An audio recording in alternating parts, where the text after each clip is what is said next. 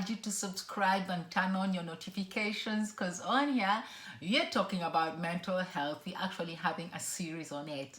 And today's topic will mostly affect men and the African diaspora, but it's just, you will learn something still, so you got to stay with me so that you know how to maybe to spot the signs, yeah, and maybe how to help somebody out there.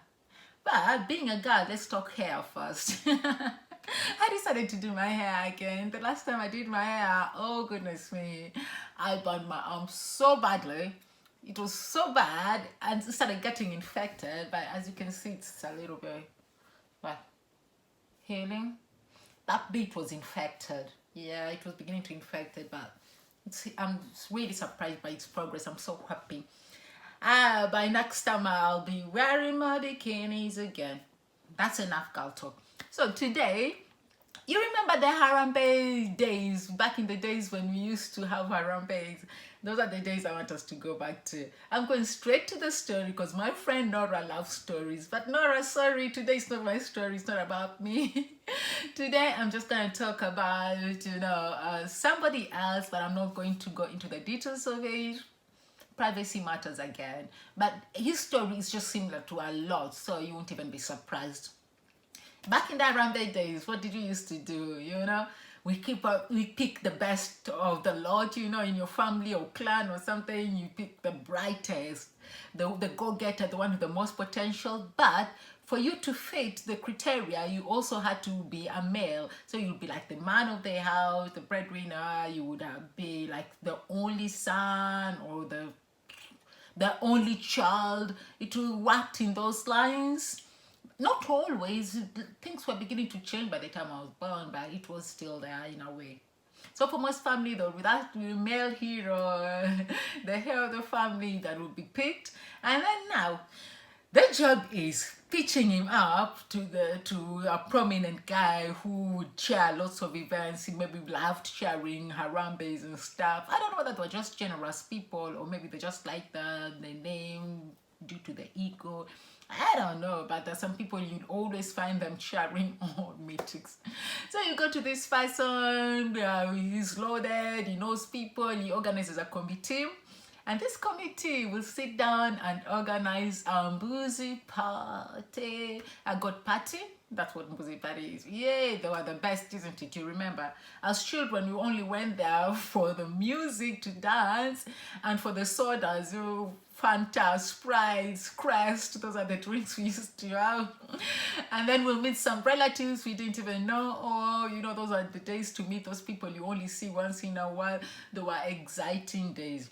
And the most exciting bit is seeing all those grown-ups, donating. They'll be like, okay, DJ, for 100 Kenyan shillings, play me, I don't know, Mr. Bombastic. Was that the name of the song? And then somebody else, if they don't like the song, does for 500 Kenyan shillings, play something else. And then people will be dancing, and somebody will be like, oh, that's a horrible song for 1,000 Kenyan shillings. I don't know, do this. And it will just go on and on and on and on until they raise enough money. And we'll keep on, we'll have those barbecues and we'll eat and eat and eat until way, way late in the night. They were happy days, they were fun, they were nice, really nice days. Maybe not for the people who had to donate and stuff, but they were happy days. So they'll do this, and then this lucky person who hit the jackpot gets to leave the country, and all the clan will be at the airport. We used to still stand like in Mombasa. You could go upstairs on the platform, and you could wave at somebody. You could wave at the person. You could literally see them from the moment they get on and they leave, and fun days. Yeah, and you'll do that, and you'll know, bye, we'll be seeing you again for the next, I don't know how many years, and it was fun. Then they leave the country, and then another fun bit for us who have been left behind is now the phone calls. Because for us, it meant we can remind them of our birthdays. We can remind them of that school bag that they sent us last time. It's broken. We need a new one. There was that thing, that excitement of being the only person in the estate with the unique sneakers the only person in the estate with a Tom and Jerry backpack, the only person who had a Walkman, a CD player. You know, you're the only person, and everybody will be envy you, you know, headphones, and people are like, wow, you know, people are like, oh, it was so exciting, good for us. And then our parents will be there telling them, oh, so and so is sick, is in hospital, they need money. Oh, I don't know who died, your uncle died, your cousin died, we haven't got money. There was always something to tell them, and those phone calls were not cheap for them, right? Back then, they used to pay a lot of money for phone calls, a lot. We get free phone calls, WhatsApp, I don't know, there's Skype, there's FaceTime, you know, they didn't have that. They had to make those expensive phone calls. We didn't make them, we had to wait for them to call. So that would be going on, but I don't recall, maybe it happened, but I don't recall us ever calling and asking, how are you? How are you doing? Are you okay? How is work? How is school? Remember, these people left our homes, right, to be students. But lucky for them, most European countries, or you know, America or wherever, you could study and work. But now we forget that they went there to study. We're just thinking of the money. Okay, oh, they'll be called for, I don't know, a certain project. Oh, you've not bought land yet. You need to buy a house. There's nobody ever calling to check on these people. Poor them. They had their lives there. They had to cater for their, you know, university loans. They had, some started families. You know, there was so much going on, but nobody ever thought of it. We were just thinking, oh, send us this, send us that, or who is sick, we need money for that. So there's this scenario where somebody now comes back home, they decide to be brave and they want to, you know, resettle back home. They're thinking, okay, I've had enough of this, let me go and try my life at home. We don't know what they do there. We don't know whether they take out, you know, borrow some money, or I don't know, hopefully not steal. But we don't know what they do, and they come with a lump sum to try and start their lives in Africa, Kenya for my case. And then now they're there with this money, trying business, and the family still have the same demands they had, same expectations. That's nothing has changed. This person is just trying to start a business, and they're just being pulled, you know, to the dark side. Nobody's really trying to lift them up. Everybody just wants that money, thinking that they have so much money. You know, as we're just thinking, oh, he's got so much money, his money's never end, will never end. But this person goes into, I don't know, maybe depression. I don't know what it is, but a lot of people change. You know of that dude in your estate too. You know, you look at him now and you're thinking, you are bright. You are a bright person. What happened to you? Like, really? What happened? So they came back with the papers. Maybe the papers are not that. They are valid, but nobody, I don't know whether it's jealousy or I don't know what it is, but for some reason, most people can't find employment. Maybe some people are thinking you're too educated for us, you're over-educated, if there's such a thing, really. So something happens to them and they just end up being worse off. So picture this. So this is the person who left the country, right? Nobody has ever called to check on them, right? They're trying to make ends meet wherever they are, and all you're doing is demands. There's this one who braves, you know, decides to be courageous and tries to settle back home. But there's this other group that people don't know of, are the ones that are homeless. Those are the people know of a little bit. But those who live in cramped houses, they can be like 20 people in a little flat. And maybe one or two of them are the only legal people who are there legally in the country. So everybody's working, using their name to make money, to make ends meet. That's the situation. You know what?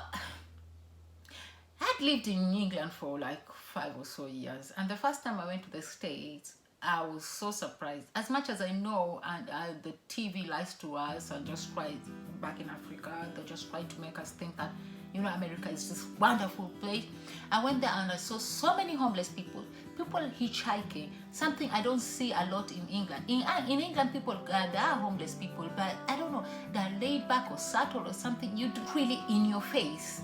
we don't see it that much, but in America it's just everywhere, and it might make you uncomfortable.